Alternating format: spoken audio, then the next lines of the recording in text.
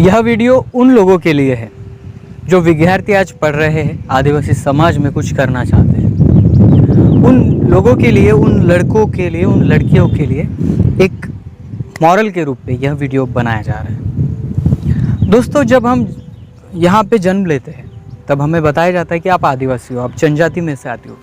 कोई गोंड, प्रधान, बैगा और बहुत कुछ जनजातियाँ। और फिर इस समाज में हमें ये भी बताया जाता है कि आपकी संस्कृति भिन्न है। आप इस दुनिया में अपनी अलग संस्कृति पहचानने वाले लोग हो, आपका एक समुदाय है जो अलग है। फिर आप जब इस माहौल में पैर रखते हो, अपने कदम रखते हो, एजुकेशन लेते हो, तो आपको एजुकेशन में आपके क्रांतिवीर, आपकी संस्कृति कहीं नहीं दिखती। आपकी किताबों में आपको वो कुछ नहीं दिखता।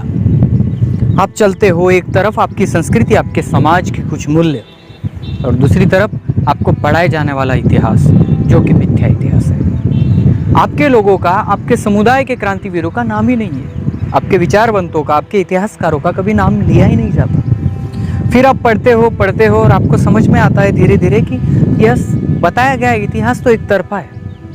उन्हीं लोगों को प्रकाश में लाया गया जो लोग, जिस कम्युनिटी के लोग ऊपर थे।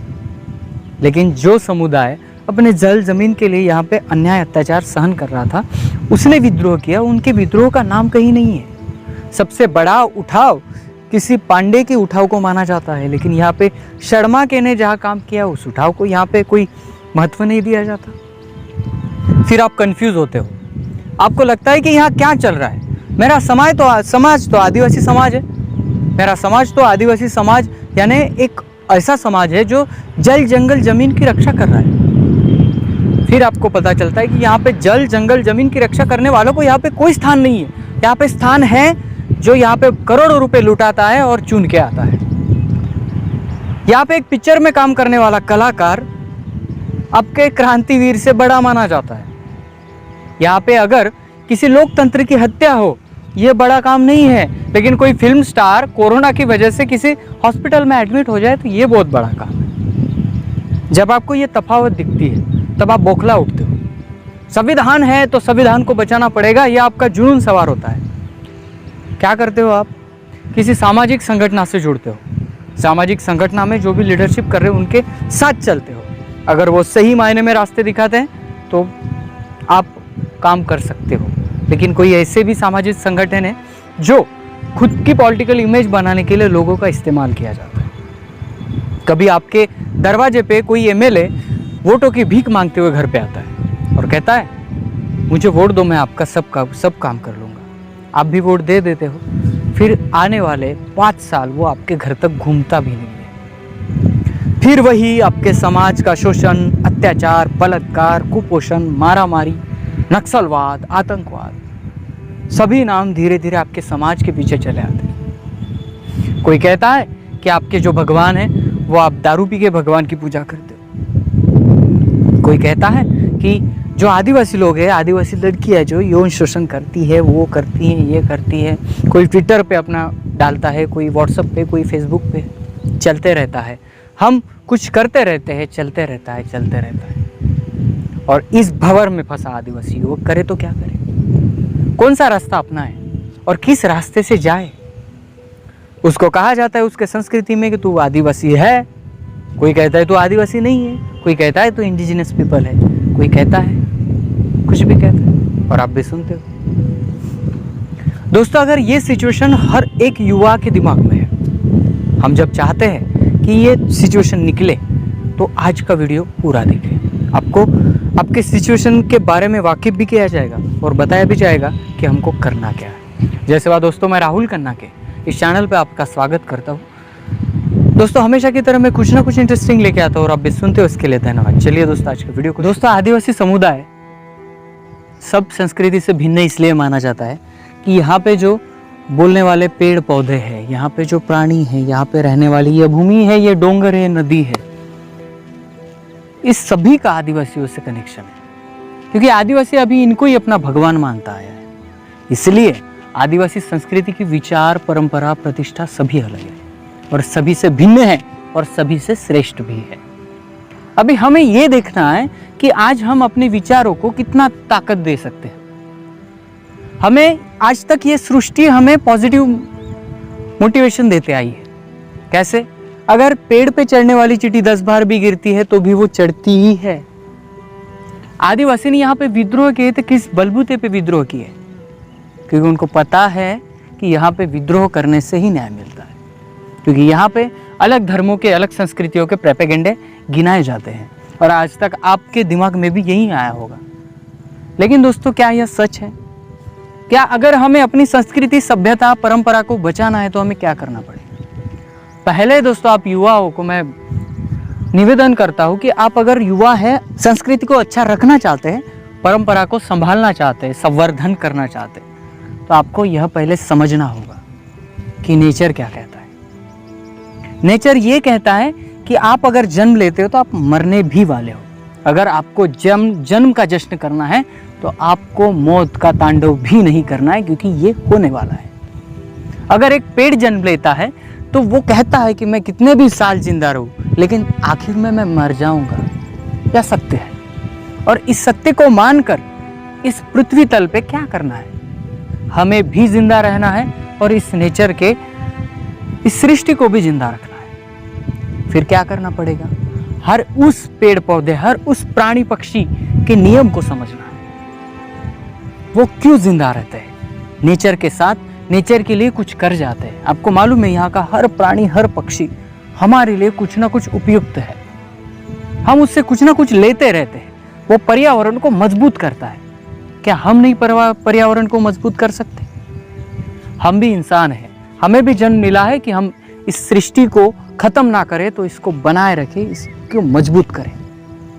और यही हमें करना चाहिए। आदिवासी संस्कृति में कोई भी परंपरा हो, आज अगर कोई सन त्योहार आ रहा है तो आप उसके डीप में जाइए, आपको पता चलेगा कि हर त्योहार आदिवासियों का निसर्ग को, नेचर को बचाने के लिए होता है, उसको पूजने के लिए होता है। आपके माँ बाप कभी पेन कड़ा करके किसी जंगल में जाके पूजते हैं तो आप समझ लेना आपके घर में निसर्ग की, इस सृष्टि की पूजा हो रही है। सिर्फ इसको अच्छी तरह से किताबों में दिखाया नहीं गया, और इसको लोग कहते हैं अंधश्रद्धा। अंधश्रद्धा क्या होती है? 10-8 हाथ वाली मूर्ति के सामने चले जाना और अपने काम के लिए रोना। जब हम कुछ कर नहीं सकते तो वहां पे बैठ के रोना, इसे कहा जाता है अंधश्रद्धा। लेकिन आप किसी विश्वास से इस जंगल, पेड़ पौधे, प्राणी पक्षियों की पूजा करते हो तो ये अंधश्रद्धा नहीं है, ये इनका सम्मान है जो यहाँ के हर आदमी को देना चाहिए। दोस्तों, आप सभी जो कॉम्पिटिटिव एग्जाम कर रहे, कोई कह रहा है कि मैं बहुत बड़ी पढ़ाई कर रहा हूँ, कोई कह रहा है कि मैं नौकरी पे हूँ, सभी कुछ मान्य। आप समाज के लिए कर रहे हैं, आप खुद के लिए कर रहे हैं, आप सबके लिए कर रहे हैं। लेकिन एक बात हमेशा याद रखिए, आप कुछ भी बन जाए, आप IPS, कलेक्टर, कुछ भी, आप ये नहीं बदल सकते कि आप आदिवासी हैं। आप आदिवासी है, रहेंगे, और आने वाली पीढ़ी भी कहेगी कि आप आदिवासी थे। फिर हमें करना क्या है? समाज के रीति परंपराओं को अच्छी तरह से समझा जाए, समाज के इतिहास को अच्छी तरह से समझा जाए, उसको लोगों के सामने लाने के प्लेटफॉर्म ढूंढे जाए। क्योंकि आजकल टीवी तो कोई आपकी दखल देता नहीं, और टीवी मीडिया इतना बड़ा हो चुका है कि गरीब आदिवासियों की कोई दखल लेता नहीं। सोशल मीडिया आपके सामने है, सोशल मीडिया पे जाओ, वहाँ पे अपनी समाज, संस्कृति, परंपरा को अच्छी तरह से प्रेजेंट करो, लोगों को समझ आए कि यह सच्चाई क्या है। और जब लोगों को आदिवासी संस्कृति की सच्चाई धीरे धीरे पता चलने लगेगी, लोग आपसे जुड़ जाएंगे और आप अपनी परंपराओं को अच्छी रख सकते हैं। पॉइंट नंबर 2, दोस्तों, संविधान में तो बहुत तरतूदें हैं आदिवासियों को बचाने के लिए, उनके संस्कृतियों को बचाने के लिए, लेकिन क्या सही में अमल किया जाता है? तो हम उनको अमल लाने के लिए किसको प्रेशराइज करना है, किसके पीछे लगना है, और कौन सा मंत्री ये काम कर सकता है, पहले ये जानना पड़ेगा। यानी लोकतंत्र को समझना पड़ेगा। और जब यहाँ का आदिवासी इंसान लोकतंत्र को समझ लेगा, तब अपने जो प्रॉब्लम्स है वो 80% हल कर लेगा।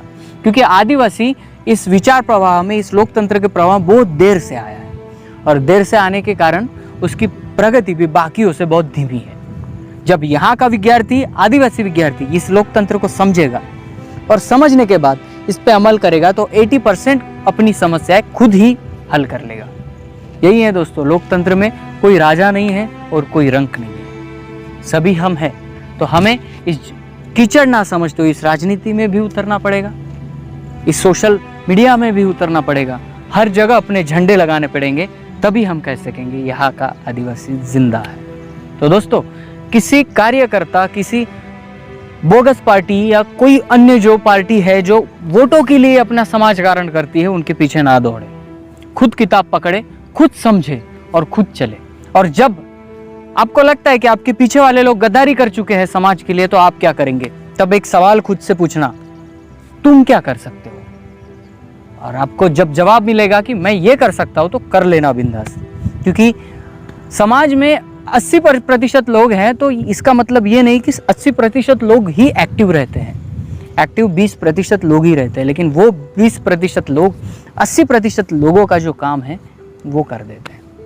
इसलिए बाबा साहब ने बहुत खूब कहा था, अगर आप किसी के साथ दौड़ नहीं सकते तो किसी के साथ चलना सीखो। अगर किसी के साथ चल नहीं सकते तो रेंगना तो सीखो। अगर किसी के पास रेंग नहीं सकते तो लिखना सीखो। अगर आप लिखना भी नहीं कर सकते तो आप बोलना सीखो। अगर आप समाज के लिए बोल भी नहीं सकते तो कम से कम आगे जाने वाले समाज के लोगों का पैर ना खींचो। बाबा साहब का ये बहुत बड़ा विधान है जो सभी पे लागू पड़ता है। और आपको याद रखना पड़ेगा कि बाबा साहब एक ऐसे क्रांतिकारी पुरुष थे जिन्होंने यहाँ के दलितों के लिए आवाज उठाई। अगर आप नहीं पढ़े तो शुरुआत कीजिए बाबा साहब के चरित्र से, और बाबा साहब को पहले पढ़िएगा, उसके बाद इतिहास छानिएगा। आपको इतिहास भी अलग दिखेगा और यहाँ का लोकतंत्र भी अलग दिखेगा। दोस्तों, वीडियो अगर बड़ा हो गया तो इसके लिए सॉरी, लेकिन दिल की बात आपके दिल तक पहुंच जाए, यही इसका कारण है। मिलता है अगले वीडियो अगले टॉपिक के साथ। तब तक के लिए जय सेवा, जय जोहार, जय आदिवासी, जय गुरुनानक। जुबा काट डाली उठी जो आवाज, जुबा काट डाली उठी जो आवाज। मेरी कौम मरती रही भूख से, हवन यज्ञों में जलाया अनाज, हवन यज्ञों में जलाया अनाज। गरज करके रावण ने रोकाया सत्या, कहा अब न करना कभी जीव हत्या।